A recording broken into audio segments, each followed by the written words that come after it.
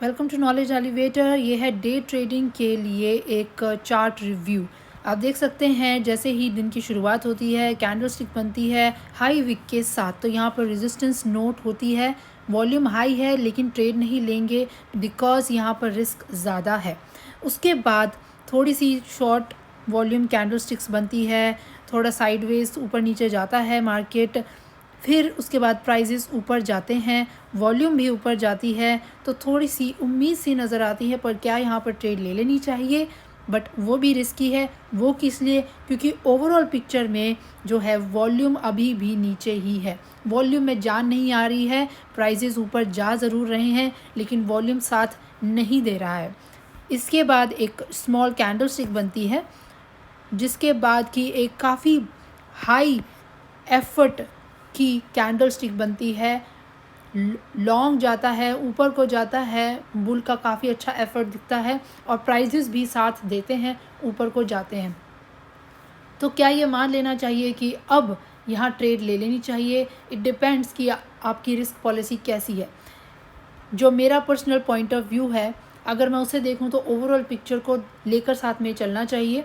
अभी अभी जो नोट हुआ है वो ये हुआ है कि बायर्स में ख़ास जान नहीं थी। बायर्स प्राइजेस को ऊपर ले जाने की कोशिश ज़रूर कर रहे थे लेकिन उनकी एफर्ट्स में वीकनेस है, तो इस वीकनेस को इग्नोर नहीं किया जा सकता।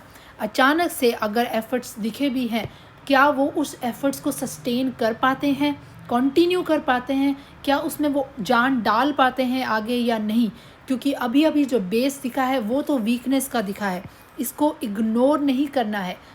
My personal point of view, मैं इसे इग्नोर नहीं करूँगी। वो वीकनेस आगे रिपीट हो सकती है और हुई भी है। एक अच्छी खासी वॉल्यूम पर रेजिस्टेंस आई है लेकिन यहाँ पर हमें ये डाटा नहीं दिखने वाला है। हमें डिसीजन यहाँ पर लेना है कि क्या मुझे यहाँ पर लॉन्ग पोजीशन लेनी है या नहीं। वो रिस्क है, कितना लेना चाहते हैं आप रिस्क।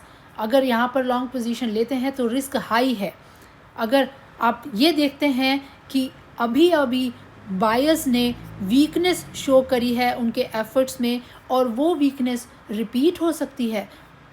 वो डाटा यूं ही नहीं बना है, उस डाटा में भी इंफॉर्मेशन है। अगर आप उसको टोटली इग्नोर कर देंगे तो सिर्फ यही कैंडल स्टिक बचती है, यानी कि एक इम्पल्सिव ट्रेडिंग डिसीजन लिया जाता है कि प्राइस ऊपर चला गया और बस एक बाय डिसीजन ले लिया। तो मेरे पर्सनल पॉइंट ऑफ व्यू से जो उसका इंफॉर्मेशन पहले उसने दिखाया है, जो प्राइजेस ने बिहेवियर अपना दिखाया है विद एफर्ट्स, वो इग्नोर नहीं करना चाहिए। वो भी साथ में फ्लो होता है ओवरव्यू, उसको पूरा का पूरा ओवरव्यू, पूरा का पूरा ओवरऑल पिक्चर देखना है उसका। तो उसके बाद वेट करना चाहिए इस कैंडल स्टिक के बाद।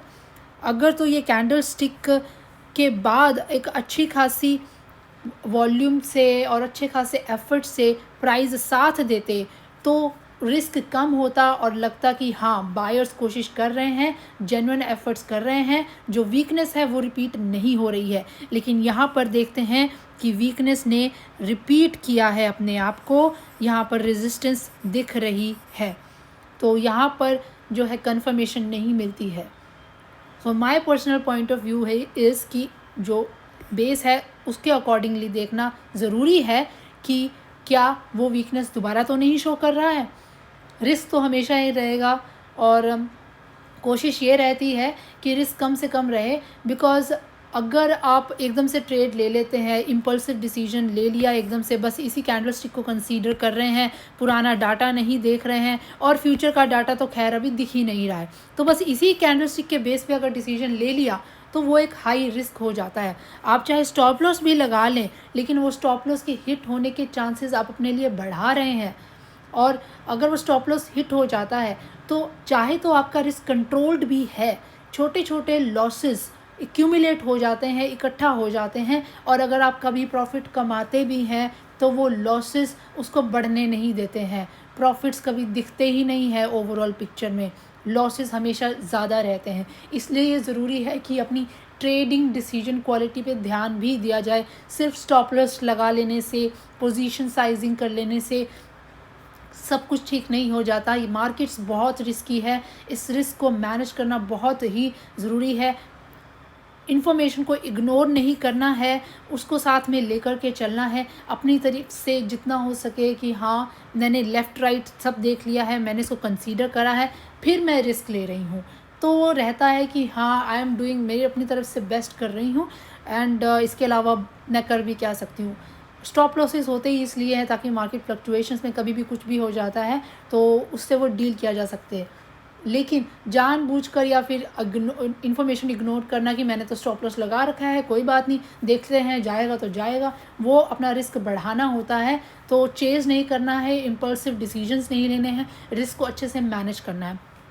होप्स हो कि आपको मेरी इस वीडियो से थोड़ी बहुत हेल्प मिली होगी। आप कमेंट सेक्शन में बताइए कि आपका पॉइंट ऑफ व्यू क्या है, आपको क्या लगता है। अगर आपको मेरी वीडियोस अच्छी लगती हो तो प्लीज़ चैनल को लाइक और सब्सक्राइब ज़रूर कीजिएगा। Thank you.